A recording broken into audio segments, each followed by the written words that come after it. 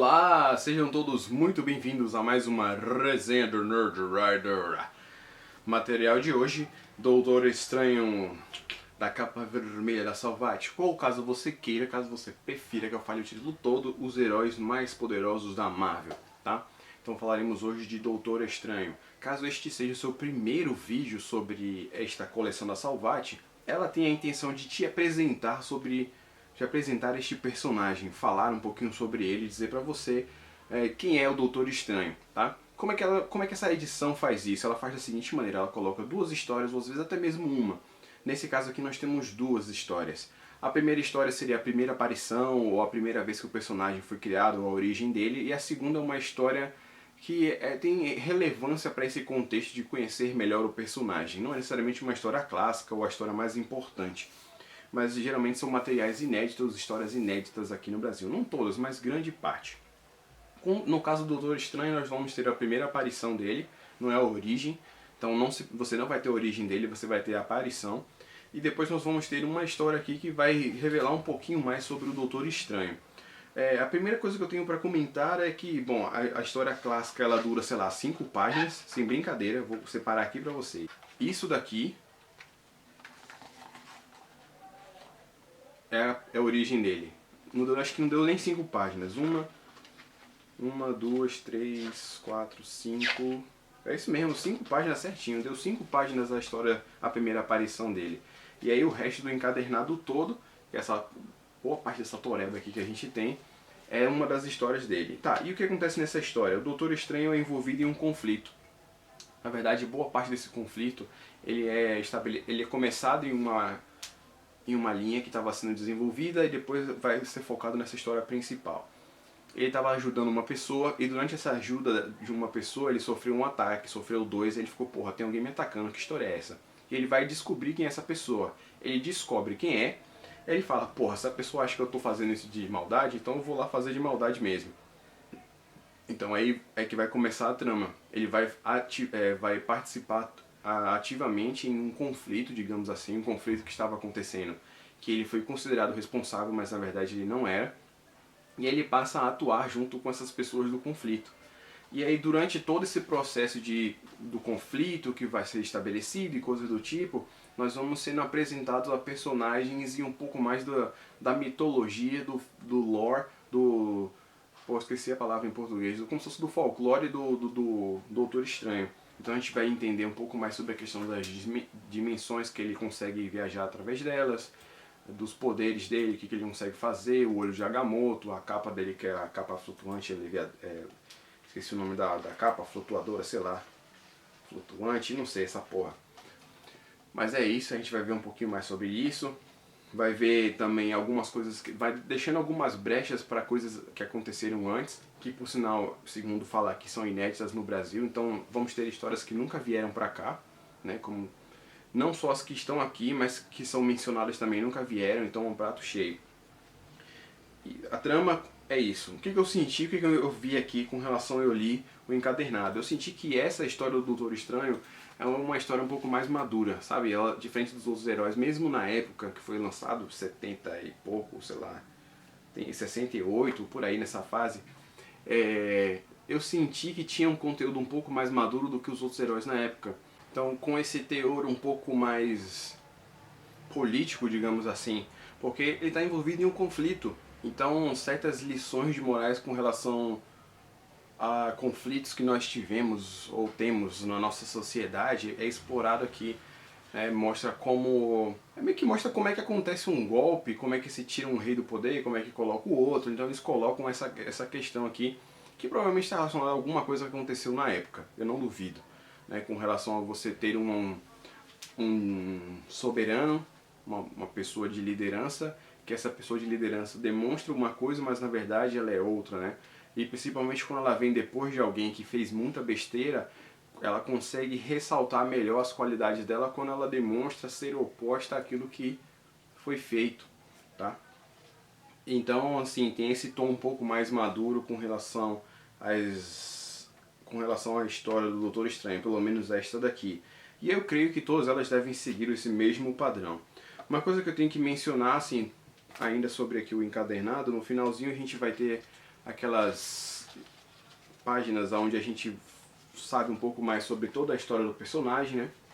A história do personagem mesmo, não como ele foi criado, mas você tem toda a história dele aqui, do que aconteceu, as coisas que ele passou, quem que ele enfrentou, né? Pá, até você chegar nos bastidores, que vai mostrar como ele foi, aí sim, como ele foi criado, a ideia, os nomes dos nomes que eles invocam pro golpe, não sei o que.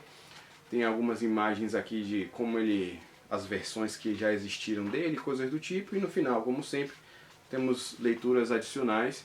Aí temos aqui o Quarteto Fantástico, coisa, e embaixo temos Doutor Estranho, Doutor Destino, Triunfo e Tormento, que eu quase comprei, mas não consegui. E os Novos Vingadores em Busca pelo Mago Supremo, que eu comprei, mas ainda não li.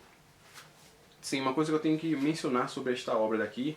Ah, pera, segura. A arte, né? A arte da primeira aparição é aquela coisa... Assim, né? Eu só vou mostrar a primeira aqui e a partir disso vocês já tiram as conclusões de vocês. Da questão de qualidade, coisas do tipo, vocês já tiram por aí. Depois dá uma melhorada, mantém-se aquele padrão que a gente está acostumado a ver, assim que a câmera focar, pronto. Vocês vão ver aquele padrão que a gente já está acostumado a ver, né? Já no finalzinho a gente vai ter uma outra arte, já pro final mesmo, porque a história do ciclo dele se encerra. E aí temos uma história adicional aqui sobre o Beyonder, sim. Beyonder aparece aqui no bolo e aí já temos uma outra arte, mas que é bem parecida com o que a gente já estava acostumado a ver. Tá? Não vai mudar muito. Nada assim, meu Deus, como mudou. Tem meio que um padrão. Você percebe a diferença em alguns personagens e tal. Bom, esta daqui, depois do Cavaleiro das Trevas, com certeza foi uma das obras que eu mais demorei para ler. Primeiro, porque apareceram outras coisas que eram mais interessantes. Segundo, que isso daqui depois de um tempo ficou meio que como se fosse dever de casa. Só que o dever de casa de um jeito positivo. Eu confesso que eu terminei de ler por causa que eu já anunciei, já tinha anunciado no canal e anunciado também no Facebook, porque depois de um tempo era um material que eu já não estava mais muito afim de ler. Não me entendam mal, não é um material ruim não. Pelo contrário, tanto que depois que eu comecei a ler, eu li os dois primeiros, são 6 edições se eu não me engano, 1, 2, 3, 4, 5, 6, é isso mesmo. Eu li as duas primeiras, achei até interessante e tal, mas eu estava mais na viagem para ler os mangás, After School, para ler Vagabond, Anohana, etc. Acabou, porque os mangás às vezes me motivam mais do que as histórias em quadrinhos. Aí parei, depois eu fui e li os outros quatro, mais o que tem sobre o Beyonder aqui, né, que é separado. Aí eu terminei de ler. Durante a leitura eu até gostei dela e tal, mas não é o nosso assim que eu achei espetacular. Eu achei diferenciado, achei maduro, diferente do que a gente tinha na época, ou até diferente do que a gente tem hoje em dia, comparado aos outros materiais que saem aqui, nem todos eles são tão maduros assim. Claro que tem a ver com a data, mas apesar de ser datado, de ser antigo, ele não é datado, ele tem certas características que são interessantes. Mas, sinceramente, não é uma coisa que eu vou lhe recomendar comprar, a não ser que você realmente queira saber muito sobre o Doutor Estranho, mas mesmo assim, tudo sobre ele, assim, para você entender melhor a psique do personagem, como ele funciona, as motivações dele, tá tudo muito no background. Comparado essa daqui com o Juramento que saiu na capa preta, o Juramento ainda é melhor. Né, explica um pouco mais, o teor da história de lá também eu achei melhor, mas mesmo assim, traçando um paralelo entre essas duas, todas as duas são muito maduras, mesmo esta daqui sendo mais antiga e a de cá sendo mais nova, elas são mais maduras, elas são para um público mais maduro, então eu acho que não é todo tipo de pessoa que vai gostar do Doutor Estranho, que vai saborear, vai aproveitar com satisfação essa história. Fica essa ressalva aí para você que está interessado em comprar. Mas como eu disse, não é uma história ruim, certo? Olha o que eu estou dizendo bem, não é uma história ruim, não é uma história datada, defasada, ela tem seus pontos interessantes, apresenta conteúdo interessante também, só que às vezes isso não é o que a gente está procurando no momento. Então aconteceu, calhou, desta obra aqui não ser o que eu estou procurando agora. Simples, é isso que aconteceu. De repente, se eu tivesse pego ela, comprado e lesse daqui a um tempo, eu me empolgasse mais, ou tivesse lido antes, não sei. Mas de qualquer forma, não foi um material que me empolgou muito.